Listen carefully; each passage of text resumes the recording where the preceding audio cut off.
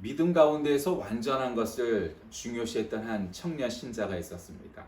그런데 가만 봐도 자기의 수준에 맞고 자기 마음에 드는 완벽한, 완전한 교회가 도무지 보이지 않습니다.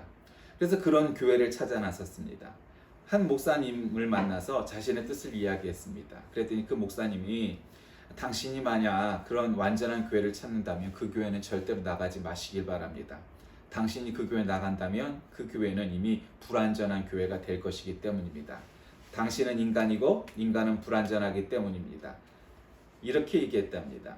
사람 중에는 교회를 비방하고 목사를 비방하는 자들이 참 많습니다. 그런데 교회는 하나님의 몸된 교회이기 때문에 완벽하고 완전한 모양으로 나아가야지만 세상 어느 교회도 완벽하고 완전했던 교회는 없습니다. 왜냐하면 죄인들이 모인 곳이기 때문이죠. 우리가 추구하고 있는 완벽함 혹은 완전함은 오직 하나님의 나라, 하늘나라에서나 볼 수 있는 그런 것이기 때문입니다. 그러므로 우리는 어떤 교회가 정말 완전하고 완벽한 교회냐, 이런 것을 성경을 통해서 보고 배워야 될 이유가 있습니다. 사도행전을 통해서 우리가 그런 교회의 초기 교회의 모습을 볼 수가 있고요. 또 요한계시록을 통해서 우리가 말세에 어떠한 모양으로 교회를 가져야 하는지도 또 되돌아볼 필요가 있습니다. 저는 오늘 이 본문 말씀을 중심으로 성령의 말씀을 들으라, 이런 제목으로 말씀을 나누고자 합니다. 오늘 본문은 에베소 교회에 보내는 편지의 서문입니다. 에베소서가 아니지만 그러나 어쨌든 에베소 교회에 보낸 편지의 내용이죠. 여기서 요한은 에베소 교회가 고난을 잘 견디고 건전한 교리와 질서를 위하여 치리를 참 잘하였다고 칭찬을 하며 시작합니다. 우리가 아듯이 그 요한계시록에는 7교회가 나옵니다. 근데 그 7교회 중에 4교회에게 전하는 예수 그리스도의 계시가 오늘 본문 이하로 나오는 구절입니다. 에베소 교회에 대해서는 회개하고 첨행의를 가질 것을 선포하고, 서머나 교회에서는 죽도록 충성하며 생명의 면류관을 주리라고 위로하고, 버가모 교회에게는 니골라당의 교훈에 미혹되지 말고 회개할 것을 권면하고, 두아디라 교회에게는 거짓 선지자 이세벨을 용납한 것에 대해 책망하고, 처음 것을 끝까지 굳게 잡을 것을 권면하는 것, 이 내용들이 이제 이후로 나오는 것입니다. 오늘 본문 말씀의 서두는 에베소 교회의 사자에게 편지하라. 오른손에 있는 7뼈를 붙잡고 7 금촛대 사이를 거니시는 이가 이르시되 라고 시작합니다. 그분이 하나님이시죠. 예수 그리스도시죠. 성령님이시죠. 삼위일체 하나님이십니다. 그분이 어디를요? 7뼈를 붙잡고 7 금촛대 사이를 거니시는 이 7 금촛대를 우리는 바울이라고 보는 것, 혹은 사도라고 보는 것, 뭐 이렇게 볼 수가 있습니다. 그러면서 이제 오늘 본문에 시작합니다. 아다시피 요한계시록은 사도 요한이 에베소, 지금 이 대목은 에베소 교회에 보낸 그 편지의 내용을 편집하여서 집어넣은 부분입니다. 그러니까 당연히 사도 요한이 이 말씀의 주체가 되는 기자가 되는 셈이죠. 에베소라는 곳은 어디냐면, 우리가 이제 성지순례를 가보시면 알지만 참 많은 부분이 우리가 소아시아, 그러니까 여기서 소아시아, 원래 아시아라는 건 이 아시아 대륙이 아니고 지금 터키를 중심으로 한 그 에게해 연안의 부분들을 옛날에는 아시아라고 불러서 지금의 아시아와 구분해서 보통 소아시아라고 이제 그 지역을 부릅니다. 그러니까 아시아라고 하면 예루살렘을 중심으로 동쪽으로 간 것이 아니고 오히려 서편에 있는 것, 그거 소아시아인데, 그 터키의 굉장히 에베소, 뭐 빌라델비아, 뭐서부터 아주 많은 지역들이, 고린도 이런 지역들이 거기에 있는 것을 알게 됐죠. 근데 그 중에서 에베소라는 것은 동서를 잇는 교통의 요지였고 문화와 산업의 중심지였다고 그렇게 다 알려져 있습니다. 근데 거기에는 아데미 신전이라고 성경에 기록되어 있고, 또 일반적으로는 우리가 아르테미스라고 불리우는 그 신전이 있었습니다. 헬라 제국, 그리스 제국의 알렉산더 대왕의 후원으로 3번째 지어진 신전으로 알려져 있는데, 아테네에 있는 파르테논 신전보다 기둥의 높이는 2배, 크기는 4배나 큰, 그래서 고대 7대 불가사의 중에 하나로 여겨지는 그러한 신전, 아데미 신전이 있었던 곳입니다. 우리가 생각할 땐 그리스 헬라의 중심지가 아테네이니까 아테네에 가장 큰 성전이 있었을 것 같지만, 그 성전에 2배에서 4배 정도 되는 정말 그렇게 큰 7대 불가사의 중에 하나로 여겨질 만한 큰 아데미 신전, 이방 신전이 거기에 있었습니다. 근데 이 아데미 신전은 풍요와 생명의 여신이 있는다고 하는 그런 신전입니다. 그러니 그렇게 큰 신전이 있었으니까 그 신전에 참배객들이 굉장히 많이 왔습니다. 관광차, 뭐 성지순례차, 우상 기념품을 파는 상점도 많고 식당도 술집도 많고 또 따라서 숙소 등도 굉장히 번성을 했습니다. 다시 말씀드리지만 에베소는 굉장히 그 해안가에 있었기 때문에 교통의 요지고 문화와 산업의 중심지였는데 게다가 이런 큰 성전이 있었으니까 아주 많은 사람들이 관광객으로 참배객으로 또 사업을 위해서 오고 가는데 그 아데미 신전에는 1,500명의 여사제가 있었습니다. 그들은 합법적인 매춘부였습니다. 이방 종교들에서 흔히 볼 수 있는 여사제가 있다 하면 대체로 그 여사제들은 합법적인 매춘부로 활동을 하는 그러한 종교들이 많았습니다. 그러니 그것이 참된 신앙일리 만무하죠. 따라서 에베소는 돈과 쾌락이 넘치는 그런 도시였습니다. 그런데 거기다가 황제의 신전도 또 있어갖고 이 두 신전이 인간의 영혼을 압도하고 갉아먹고 또 돈과 쾌락에 난무하던 아주 향락의 도시가 바로 에베소였던 것입니다.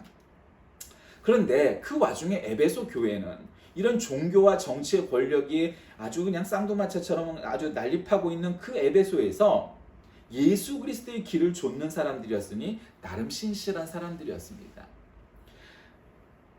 오늘 본문 말씀 2절에 보니까 내가 내 행위와 수고와 내 인내를 알고 이렇게 말하고 또 3절 끝에도 견디고 게으르지 아니한 것을 아노라 이렇게 알다라는 동사가 중간과 마지막 부분에 나오지만 이렇게 두 번이 반복되는데 대체로 이제 성경 본문에서 이렇게 반복되는 동사들은 굉장히 명사도 그렇지만 특히 동사들은 중요합니다.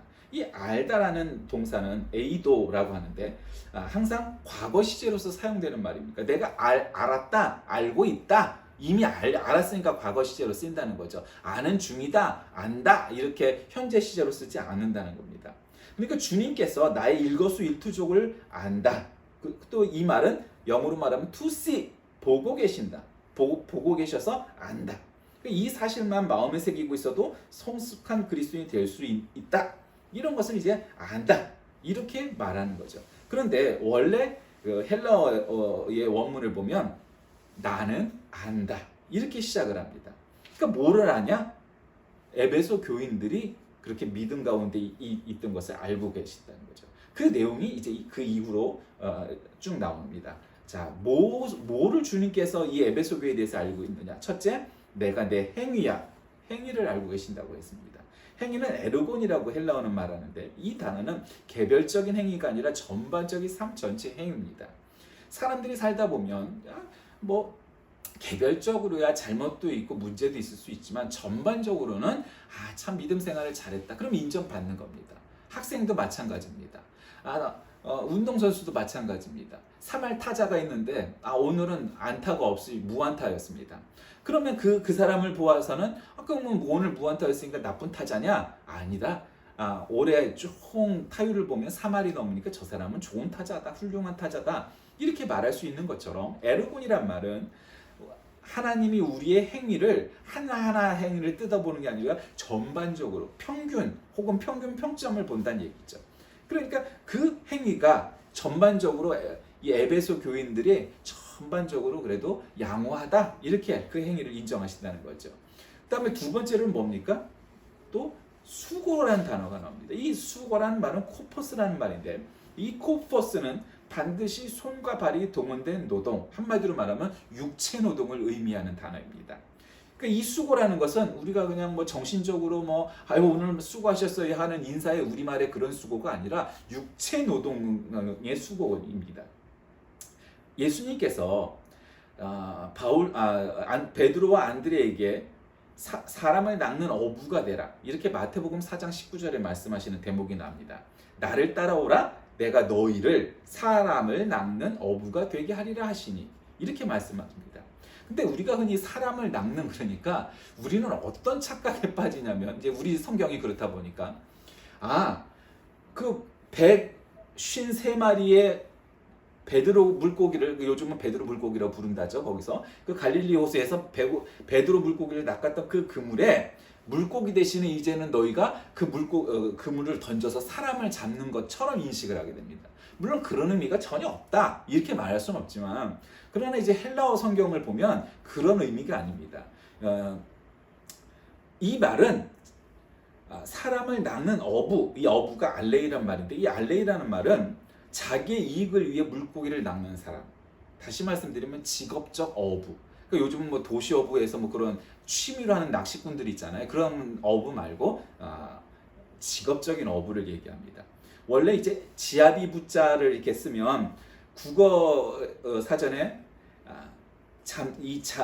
물고기 잡는 일을 직업으로 하는 사람, 이렇게 얘기하는 겁니다. 영어로 말하면 피셔맨이죠. 그런데 1651년 윤선도가 보길도를 배경으로 지었던 40수의 단가가 있습니다. 거기에 그 고산유고에 있는 노래 중에 우리가 잘 아는 국어 고문책에 꼭 나오는 어부사시사라는 단가가 있죠. 근데 여러분, 그 어부사시사의 어부가 무슨 부자인지 아십니까? 흔히 우리가 직업적인 어부를 얘기하는 지아비 부자가 아니라 아비 부자를 써놨습니다. 그 어부사시사는 그래서 피셔맨이 아닙니다. 피스케이터입니다. 한마디로 말하면 직업으로 취미로 낚는 사람이 아니라 취미로, 도시어부, 요즘 말로 취미로 낚는 어부, 즉 낚시꾼을 얘기하는 겁니다. 그런데 사람을 낚는 어부가 되려 할 때 이 알레이는 한마디로 피셔맨입니다. 직업적인 어부입니다. 그게 아니라는 거죠. 그러니까 원래 예수님께서 베드로와 안드레에게 사람을 위한 어부가 되라 이렇게 말씀하신 겁니다. 그러니까 사람을 낚는 어부가 아니라, 이 원래의 뜻은 사람을 위한 어부가 되라 하시는 겁니다. 즉, 너 개인의 유익을 위해, 이익을 위해서, 돈을 벌기 위해서 고기를 낚는 피셔맨이 아닌 타자를 위해서, 타인을 위해, 많은 사람들을 위해서 물고기를 낚는 피스케이터가 되라는 겁니다. 그러니까 머리에서 발끝까지 우리의 모든 세포, 근육, 이것을 동원해서 타인을 위하여 노동하라는 말입니다. 그러니까 사람을 낚는 어부가 아니라 사람을 위한 어부가 되라는 것이 원래 이 헬라어의 의미라고 할 수 있습니다. 그런데 예수님께서 그렇게 말씀하셨던 것처럼 오늘 이 본문의 수고 코포스도 에베소 교회가 그런 수고를 하고 있다고 인정을 하셨으니 얼마나 에베소 교회가 열심히 했던 교회였습니까? 우리 지금으로 얘기하면 여전도회가 점심마다 식사 준비하고, 남전도회가 차량 봉사하고 주차하고, 또 교사들은 또 교사들대로, 또 찬양대원은 찬양대원들대로 곳곳에서 한국교회 교인들만큼 그렇게 교회를 위해, 주님을 위해 육체노동 수고를 아끼지 않는 교인들이 어디 있겠습니까? 또 여름만 되면, 겨울만 되면 단기 선교, 비전 트립 뭐 이런 거 나가서 또 해외에 또 개척하는 교회들을 위해서 애쓰고 봉사하고 오고, 하여튼 여러 가지 봉사를 하고 수고를 하죠. 그런 수고, 육체적인 수고, 육체 노동, 그걸 코포스라고 하는데, 주님께서는 지금 이 교회가 그 한 일에 대하여 그 코포스를, 그 수고를 안다 이렇게 말씀하시는 겁니다. 그리고 또 주님께서 아셨다고 하는 게 뭐냐? 세 번째가 인내입니다. 인내인데, 이 말은 그러니까 휘포모네라고 말하는데, 이 휘포모네는 휘포와 모네 이렇게 나눌 수 있는 단어입니다. 휘포는 언더라는 전치사와 같은 뜻이고, 모네라는 것은 머문다는 겁니다. 그러니까 다시 말하면 그 아래 머무는 것이 인내입니다. 여러분, 우리가 군대를 가면 여러 가지를 배울 수 있죠. 사회와 다르고, 가정과 다르고, 학교와 다르죠. 그런데 저는 군대에서 배울 수 있는 첫 번째가 뭐냐? 그건 인내라고 생각합니다. 그냥 훈련소 입소하는 날부터 제대하는 날까지 처음이요 끝이요 하나를 얘기하면 그건 인내입니다. 내 가정과 달라서 음식 솜씨가 다릅니다. 음식이 다르죠. 그리고 우리 가족처럼 나를 대하지 않습니다. 거기서는 무조건 뭐 내 학력, 뭐 내 경력 이런 거 아무것도 없습니다. 내가 부잣집 아들이어도, 내가 서울대학을 나왔어도 거기서는 아무 상관없습니다. 그냥 계급입니다. 이병 딱 달고 자대에 가서 그때부터 인내입니다. 똑바로 앉지도 못하게 합니다. 그냥 딱 무릎을 붙이고 앉아서 그냥 인내입니다. 근데 그 인내라는 게 어떤 거냐? 다시 말씀드리면 그 아래 머무는 게 인내입니다. 어느 아래에 머무는 걸까요? 오늘 본문 말씀 성경에서 말하는 인내라는 것은 하나님의 말씀 아래 머무는 것이 인내입니다. 그러니까 우리가 하나님 말씀 아래에 있다 하면 인내할 수밖에 없습니다. 세상이 우리를 공격하고 핍박하고 뭐 저주하고 이런 일들이 많이 있습니다. 그럴 때마다 우리는 그것을 인내하는 겁니다. 따라서 이 휘포모네라는 말은 인내라는 것에서 시작을 해서 나중에는 어떤 의미로까지 확장되냐면 저항이란 말까지 확장됩니다. 즉 인내한다는 건 우리 마하트마 간디가 영국군의 비폭력 무저항 운동을 하면서 인내하고 저항했죠. 그 모습을 보면서 그게 인내고 그게 저항이라는 거예요. 그러니까 이제 폭력적으로 안 한 것들을 우리가 비판하는 사람들 입장에서는 이 휘포모네가 어떤 뜻인지 정확히 모르죠. 휘포모네는 인내하는 겁니다. 그 아래 머무는 겁니다. 어디요? 하나님의 은혜 안에 머무는 게 인내입니다. 하나님의 말씀 아래 머무는 게 인내입니다. 그것이 바로 진정한 인내인데 에베소 교회는 바로 그와 같은 것을 했다는 겁니다. 그러니까 크리스찬이란 하나님의 언약의 말씀을 믿는 자죠. 그 언약이란 뭡니까? 성취를 보기까지 인내가 필요한 것이 언약입니다. 성경은 약속하시고 언약하시고 말씀하셨어요. 니네가 나를 믿고 구원받으면 너희가 육체가 죽을지라도 결국 세상이 끝날에 부활하여서 하늘나라에 다 같이 갈 것이다. 그 말씀을 어떻게 믿나요? 이렇게 말할 수 있죠. 근데 언약은 그렇게 약속을 했어요. 그런데 그 언약의 성취를 보기까지는 인내가 필요합니다. 왜요? 하나님의 언약은 현금이 아닙니다. 요즘 말로 말하면 현찰이 아니에요. 하나님이 언약을 현금으로 주셨다면 그거는 뭐겠습니까? 얼마나 좋겠어요. 가끔가다 그런 신자들이 있어요. 내가 암에 걸렸는데 목사님 왜 기도해도 암이 안 났죠? 안 날 수 있어요. 그건 하나님이 없어서가 아니고 능력이 없어서가 아니고 하나님의 언약 가운데 있는 그 언약을 이루시는 분이시지 우리가 기도를 하기만 하면 그때 딱딱 준다고 한번 내가 기도를 딱 했어. 기도가 끝나자마자 딱 이루어진다고. 여러분 그거는 믿음이 아닙니다. 그건 내가 하나님한테 기도를 하니까 바로 그것이 이루어졌다면 그런 기적도 간혹 있지만 대체로는 그렇지 않죠. 그건 왜요? 현금을 바로 기도한 다음에 내어주신다면 그건 거래이기 때문입니다. 그건 장사예요. 그건 사업입니다. 그런데 하나님의 언약은 현금이 아니에요. 내가 필요해서 하나님께 기도하면 당장 그 현금을 받아가면 될 텐데 하나님의 말씀은 하나님의 언약은 하나님의 은혜는 절대로 현금이 아닙니다. 그건 뭘까요? 그건 약속 어음과 같은 겁니다. 하나님의 언약은 약속 어음이에요. 근데 어음이라는 거는 그 어음을 발행한 자가 그 만기일을 정하는 겁니다. 그래서 3개월짜리, 6개월짜리, 1년짜리 이렇게 만기일을 정해놨죠. 그러니까 만기일은 그 약속 어음의 주체이신 하나님이 정하셨단 말이에요. 그러니까 그 길까지 우리가 인내해야 됩니다. 우리는 그거를 믿음이라고 부르는 겁니다. 하나님의 언약이 즉 그 약속 어음이 이루어질 때까지 견디는 것, 인내하는 것, 그것이 믿음입니다. 그동안 우리는 어떻게 지내야 할까요? 하늘나라에서 천국에서 불필요한 나의 몸무게가 있을까요? 우리가 요즘도 몸무게 많이 나가면 막 운동을 하잖아요. 그리고 내 몸에 불필요한 근육도 있잖아요. 또 세포도 있어요. 지방도 있어요. 하늘나라에서 필요 없는 것들은 지금 그 근육, 지방, 몸무게, 세포를 다 줄이고 정말로 근육질의 몸을 만들어서 건강한 근육을 만들었듯이 우리가 운동선수가 그렇게 하듯이 우리가 몸을 만들어야 돼요. 신앙의 몸을 만들어가는 거예요. 이 과정이. 믿음의 시작부터 주님 재림하시는 그날까지 우리가 몸을 만드는 거예요. 그 언약이 성취될 때까지 그 하나님의 말씀 아래 거하는 것, 그것이 나를 견인할 것이고 그것을 인내라고 합니다. 그러므로 그 인내를 하나님 말씀 아래 하나님의 은혜 아래 거한 자들이 바로 에베소 교인들이었습니다. 또 네 번째로 보니까 또 악한 자들을 용납하지 아니한 것을 보고 라고 말합니다. 한국어 성경에는 악한 자들을 카코스를 그렇게 악한 자들이라고 번역했는데 우리가 이것은 사람이죠. 그런데 이 카코스라는 말은 사람만 가리키는 것이 아니고 사물도 뜻합니다. 즉 악한 것은 사람이나 사물이나 그 어느 것도 가까이 하지 않았다는 거죠. 어떤 분이 그 말씀한 게 있죠. 새가 내 머리 위에서 날아다니는 것을 막을 길은 없어요. 그러나 내 머리에 둥지를 트는 것은 누구나 막을 수가 있죠. 그렇듯이 악한 것은 사물이나 사람이나 할 것 없이 가까이 하지 않는 것이 그것이 옳은 것입니다. 그런데 지금 하나님께서는 그것을 알았다면 악한 자들을 용납하지 아니한 것을 알았다 너희들이. 그리고 다섯 번째는 뭐냐? 자칭 사도라 하되 아닌 자들을 시험하여 그의 거짓된 것을 내가 드러낸 것을 보았다. 그러니까 한마디로 진짜와 가짜를 구분해내는 정론의 신앙을 갖고 바른 신앙을 갖고 있는 것을 보았다. 이렇게 말씀하십니다. 그때나 지금이나 가짜 선지자, 가짜 사도, 가짜 교사, 가짜 목회자가 있었다는 거죠. 그때나 지금이나 이러한 가짜 선지자, 사도, 교사, 목사에게 빠지는 이유가 뭘까요? 그건 여러 가지가 있는데 저는 세 가지라고 봅니다. 첫째로는 욕망입니다.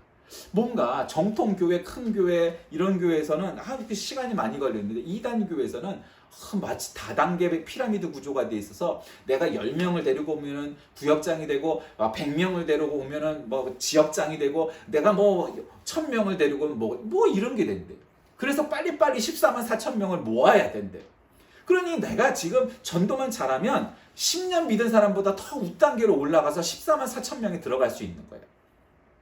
나에게 욕망이 있어. 여러분 성경 어느 구절에 전도를 하는 것은 훌륭하고 좋은 일이라고 그렇게 권면하시지만 14만 4천 명을 데리고 와야 되고 다단계처럼 빨리빨리 올라가서 그 안에 들어야 된다고 전도를 많이 하는 것이 칭찬받을 일이긴 하나 전도를 많이 하는 사람만 구원받는다고 성경은 말씀하시지 않았어요. 근데 대개 이단 사이비들은 되게 그런 말씀들을 핀셋처럼 꼽아내죠. 그래서 이런 가짜 욕망을 부추겨내서 가짜일수록 이런 욕망을 부추깁니다. 또 두 번째로는 가짜일수록 말씀에 무지합니다.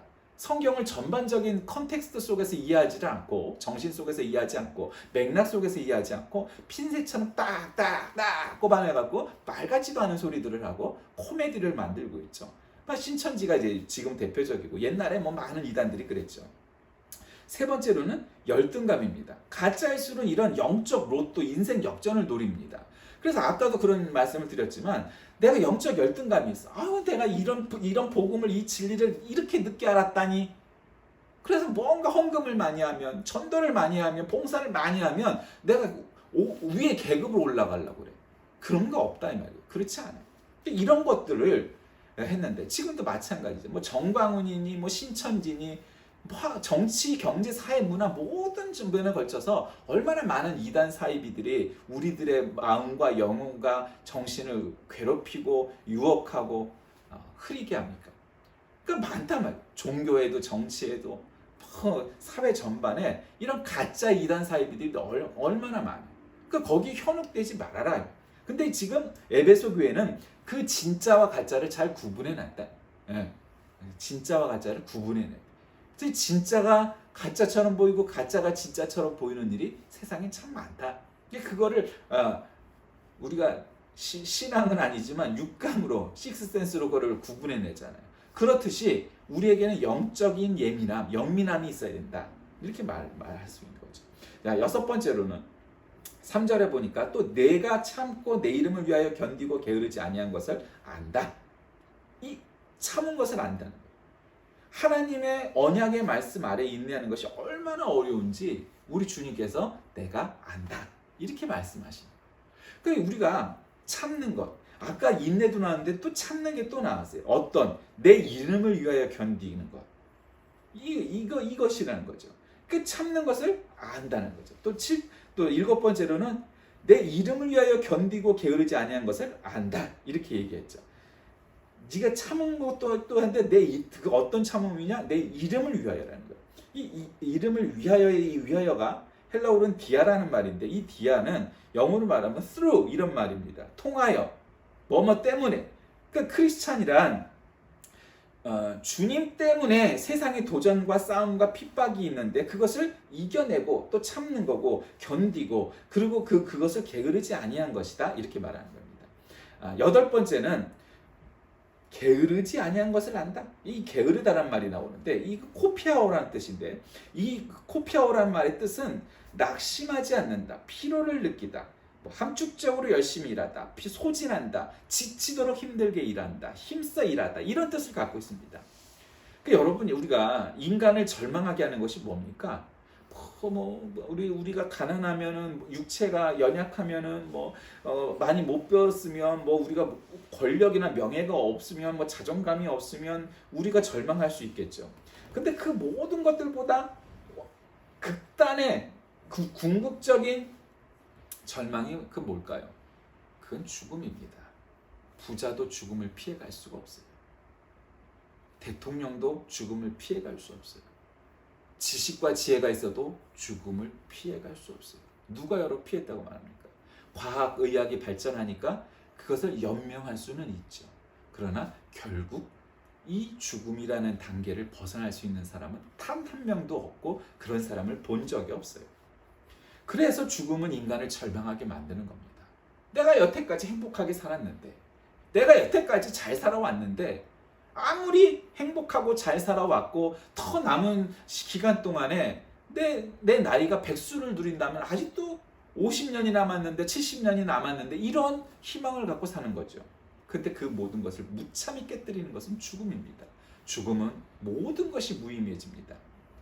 그런데 그 죽음을 깨뜨리시고 부활하신 분이 계시죠. 예수 그리스도죠.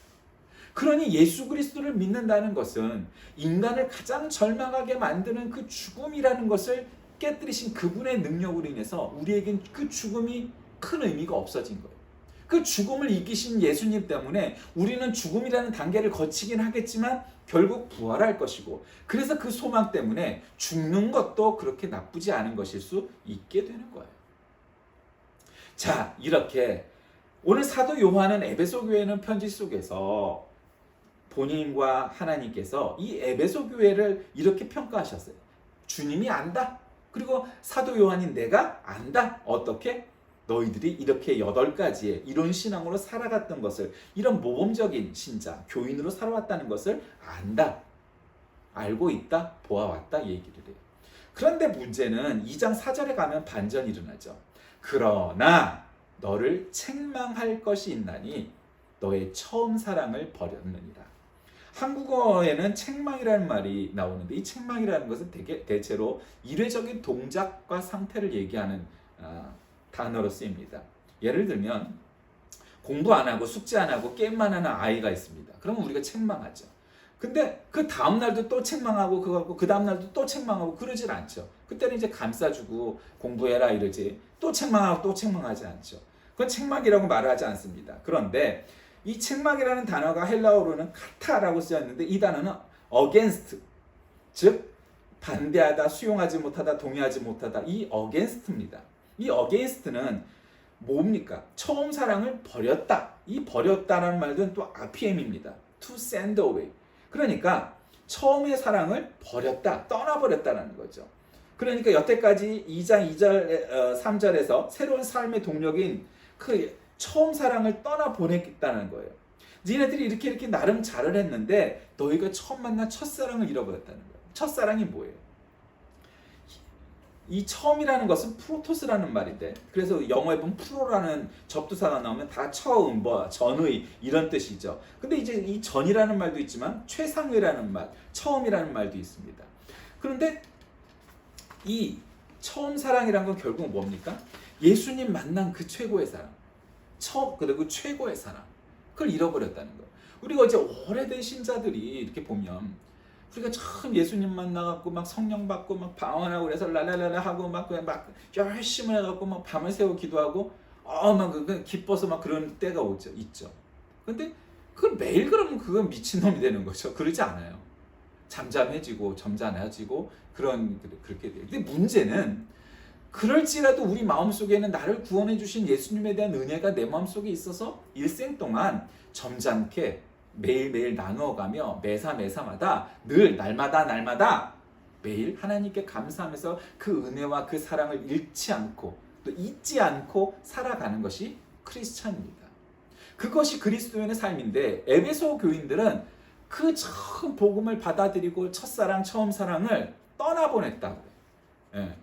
잊어버렸다, 잃어버렸다 이렇게 안 하고 처음 사랑을 버렸다. 이 말은 이 버렸다라는 것이 to send away라고 그랬잖아요. 떠나보냈다. 이미 그것을 빠이빠이 하고 이별을 했다는 거예요. 이들에게는 지금 하나님에 대한 그 간절한 처음 예수님 만난 그 첫사랑의 그 순수한 열정이 없어지고 약간 이제 직업화한 거죠. 사무적이 된 거예요. 그렇게 된 것이 에베소 교회라는 거예요. 근데 그도 그럴 것이 우리가 아다시피 에베소라는 데가 그렇게 그 두 신전이 크게 있었고 수많은 사람들이 무역과 또 참배 순례객들로 인해서 굉장히 넘치는 데니까 너무 많은 사람들을 상대해야 돼. 사업하고 장사하는 사람들도 그렇고 대도시에 있는 사람들이 되게 그렇게 뭐 시골 농촌에서 있는 이웃들보다는 그렇게 친절하거나 나긋나긋하지 않죠. 그처럼 그렇게 사람들이 변해갔다는 거예요. 그들은 이런 신앙의 장점이 있었음에도 굉장히 훈련이 잘 된 교인이었음에도 불구하고 그들 마음 가운데는 순수함이 없었다는 거예요.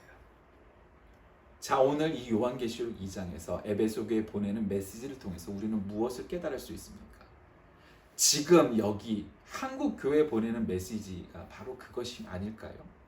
한국 교회가 참 많은 장점이 있는 교회입니다. 아직 뭐 150년 정도밖에 안 된 뭐 그런 교회인데, 이 속에서 150년도 채 안 된 교회가 세계에서 두 번째로 많은 선교사를 보내는 교회가 됐습니다. 세계에서 가장 큰 교회가 한국에 있습니다. 그리고 세계에서 가장 큰 영향력을 발휘하는 그런 교회들이 곳곳에 있습니다. 그러니까 아마 당장 세상의 종말이 와서 우리가 하나님을 만난다면 한국 교회에 대해서 하나님께서 이런 평가를 하실 것 같아요. 야, 너희는 에베소 교회처럼 참 내가 니들이 이런저런 수고와 인내를 했던 것을 내가 안다, 보았다. 그런데 한국 교회가 필요한 게, 부족한 게 뭐냐? 너희들은 최고의 사랑, 처음 사랑을 버렸다. 이렇게 말씀하시지 않을까요? 저는 오늘날 한국교회에 속해 있는 한 사람의 일원으로서 지금 예수님을 만나면 예수님이 우리에게 이런 말씀하실 것 같아요.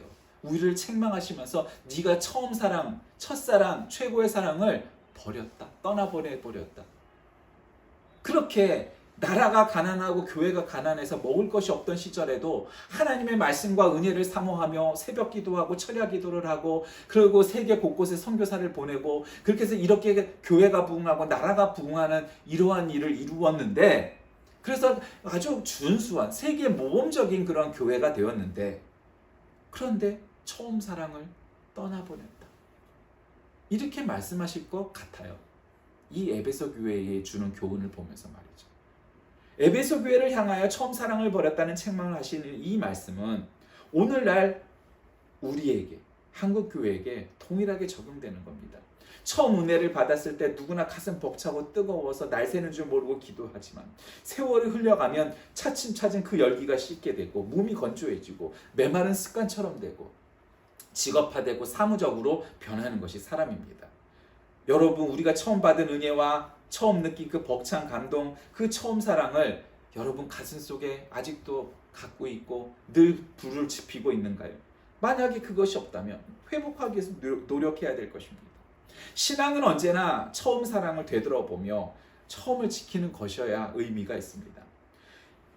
에베소 교회에 가졌던 위험의 요소들은 바로 이런 것입니다. 장점이 굉장히 많았는데 단 한 가지 부족한 것이 있었는데, 그것은 처음 사랑을 떠나보낸 것이었습니다. 오늘날 한국교회가 갖는 위험은, 문제점들은 바로 그런 걸 겁니다. 전반적으로 세계에서 등수를 매겨도 한국교회는 아무리 아주 후하지 않게 박하게 매겨도 10등 안에 들만한, 아니 어쩌면 1등을 할 만한 교회일 수 있을 겁니다. 주님 보시기에 아무리 적어도 세 손가락 안에 들 것 같아요. 그런데 문제는 오늘 에베소 교회에 보냈던 이 메시지처럼 한국 교회도 똑같은 그러한 메시지를 받지 않을까요? 많은 장점과 많은 업적과 많은 신앙의 그 업적들을 내보냈지만, 그런데 결국 한 가지가 부족한데 너희는 처음 사랑을 떠나보냈다. 이것이 오늘 우리 한국 교회에 가지고 계신 하나님의 뜻이 아닐까요? 소아시아 7교회들 중에서 에베소, 서머나, 버가모, 두아디라 교회들을 향한 편지는 오늘 한국 교회에게, 그리고 오늘 현대 교회들에게 많은 교훈을 줍니다. 이 1세기 말의 상황보다 훨씬 더한 우상과 또 믿음의 변질과 거짓 교훈들과 이런 것들이 얼마나 많습니까? 그 속에서 오늘날 한국 교회가 몸살을 앓고 있고 영향력은 차츰차츰 감소하고 있는데, 그래서 어쩌면 한국 교회의 주가 지수처럼 그래프를 그린다면 나날이 떨어져 가고 있는 이때에 우리에게 필요한 것은 떠나보낸 처음 사랑을 회복하는 길이라 믿습니다. 여러분, 우리 개인적으로 그리고 우리 한국교회 전체가 많은 장점에도 불구하고 오늘날 많은 비판과 많은 부족함을 느끼게 되는 것은 우리에게 이와 같은 처음 사랑을 떠나보냈기 때문은 아닐까요? 이 처음 사랑을 회복하지 않는 한 거대한 교회도, 거대한 재정도, 많은 교인들도 불필요해지고 큰 의미가 없게 됩니다. 우리 한 사람 한 사람이 처음 사랑을 회복하는 그 순간 한국 교회가 영향력을 발휘하게 될 것이고, 하나님의 은혜 아래 하나님의 말씀 아래 거하며 참고 인내할 때 하나님께서는 한국 교회를 이전보다 더욱더 크게 쓰실 만한 교회로 삼으실 것입니다. 이것이 오늘 우리에게 주시는 성령님의 말씀입니다. 이 성령님의 말씀을 듣는 저와 여러분이 다 되시길, 다 같이 기도하겠습니다. 살아계신 하나님, 성령님의 말씀을 들어보면 오늘 우리에게 부족한 것이 무엇인지를 우리는 깨닫게 됩니다. 요한계시록을 통하여 에베소 교회에 전하신 그 말씀이 정말로 오늘날 우리 한국 교회의 상황과 너무도 일치합니다.